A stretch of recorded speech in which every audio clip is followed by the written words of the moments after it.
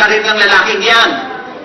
Pagkatapos niyang tabingiin ang ilong at pangako, I will destroy him! Bahala ka! Ano sabihin mo lang sa akin saan ang burol mo at ang color mo ng libing mo? Okay? Papu! Malayo sa Tagaytay mula dito. Dito traffic pa. Sa akin ka na nasubay. Oo. Bakit po, kuya? Isa lang kasi ako sa kotse, wala yung driver ko. May sakit yung anak, kaya umuwi sa probinsya. Sa akin ka na? Kuya, nakakayaman po. Bakit ka naman mahihiya? Ako naman nag-imbita sa'yo, di ba? Bossing! Bossing! Ano? Tignan mo! Tignan mo!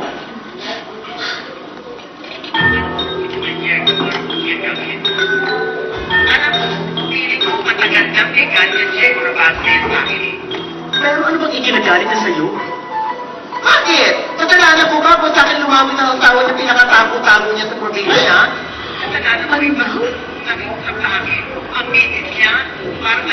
Si Diego ay may asawa na at meron pang 3 anak. Bakit tayo? Oh my God. Okay, wait. Ay, ibig mo sabihin, pinatago ni Diego yung katotohanan kung meron na siyang pamilya sa probinsya. Oo naman, te. Ang panganay na anak ni Diego ay 12 years old na. Kaya huwag din niya pasinisa 24 years old lang siya. Ano siya? Naging patay siya? 12 years old lang? Sabi siya dapat tinatay ko ng hayop na baklang yan eh. Sorry, Busing. Busit. Oo nga.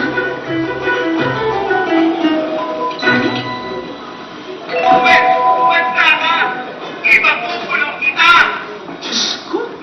Kakalok kong baklang to. Ayaw ko nagpakawa.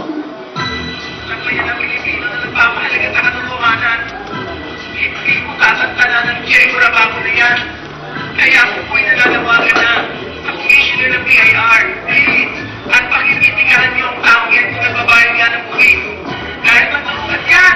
Maturugat yan! Maturugat! Maturugat! Hi. Gusto mo? Oh, Edward, kamusta ka na? Eto, happy. Kasi you're here na. Alam mo, Diego, nagmamakaawa ako sa'yo dun eh. Tapos tinadyakan mo pa rin ako. Wes, umanda ka! Ipakukulong kita! Umayaan mo na siya, tita. Hindi! Yata na asawa ko. Asan siya? Wala po siya, nasa meeting ko. Wala yung mga lelong mong banos. Gaga! I would tell the congressman po. At sabihin mo dyan sa boss mo, tarantado siya! I will also tell him that now. Goodbye. Lovely, tumawag naman yung office, Senator. Senator Corpus is waiting for him. He'll meet him at the coffee shop at Platinum Hotel. Buisit na babae ito. Valerica! Sir? Bukas na bukas paalala mo sa akin. Ika-cancel natin ang reservation ng Jaguar na ireregalo ko sa akin. Okay po, sir. Sir, inihintay na po tayo ni Senator. Nakikinig ka ba? Nagbibigay ako ng instruction. Opo. Wala ka nang pinamukha sa akin kundi makulit na senador na yan. Opo, sir. Last chance. Last chance. Kapag hindi pa sinugot ang call ko, patatampot ko ang babaeng ito.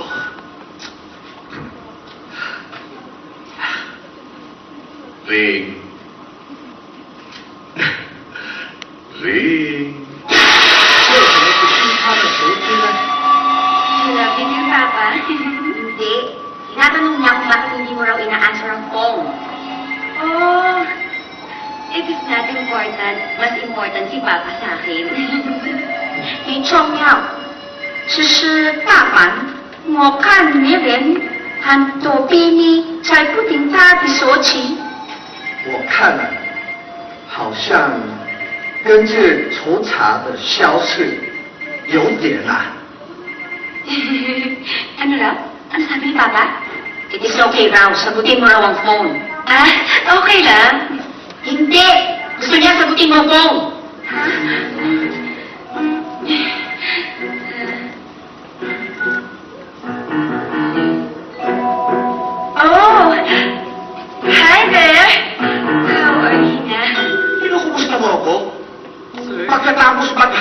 mo akong pinagtataguan. Hindi mo sinasagot yung mga tawag ko. Oh, really? That is because I'm very, very busy. Hindi ba pinabasa ng mga schools? Eh, tensa mo ng tensa yun. Tawag ang tawag. As I said, I was sort of busy nga, no? At sa sobrang busy ko, ngayon ko lang nahawakan ang cellphone ko, no? O sige, magkita tayo. Ha? Sabi ko magkita tayo. Really? Ngayon. Ha? Like now? Oo, ngayon. Saan ka? Susunduin kita. Sir, excuse me, sir. Ano ba problema mo? Hindi mo nakikita may kausap ako. Sir, the senator is on his way to the coffee shop at Platinum Hotel. Hindi magkabi siyang mag-isa. Mm-mm. Ha? Susunduin na ba kita? Wait. May konting sabit lang. You see, I'm going to Macau tonight. Ang dapat yung mga. For business. May tatrabahuhin lang. Ba't yung sinabi sa akin yan? Sinabi ko kaya, ikaw kasi, you don't listen to my words.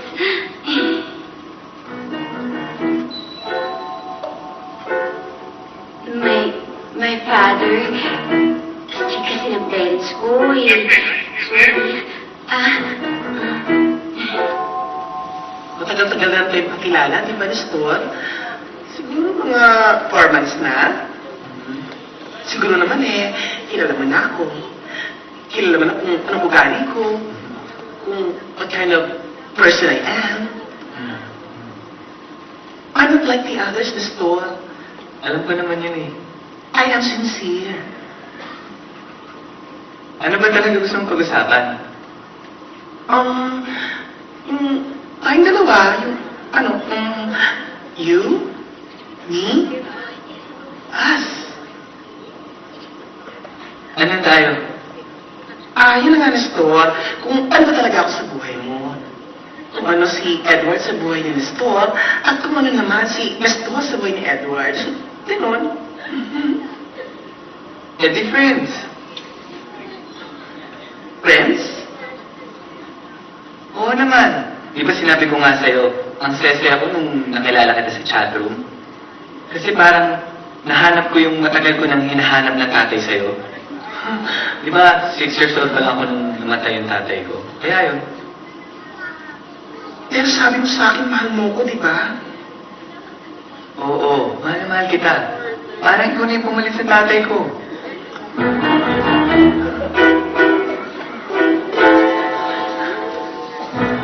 Dad, be reasonable naman. Ang flight ko is 10 p.m. I have to be in the airport by 8. Late pa naman pala eh. Time pa tayo. Time para saan? Ano nga tayo, babes?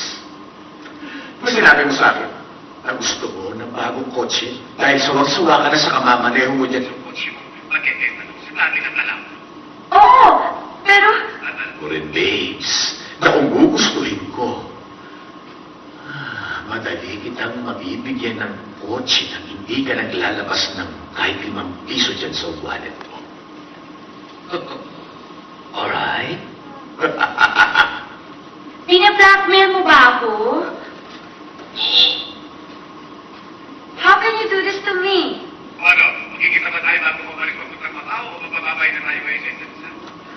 Sumagot ka! Ngayon na! Bakit ka ba nagagalit? Ginoko mo ko, Nestor! Ginoko mo ko!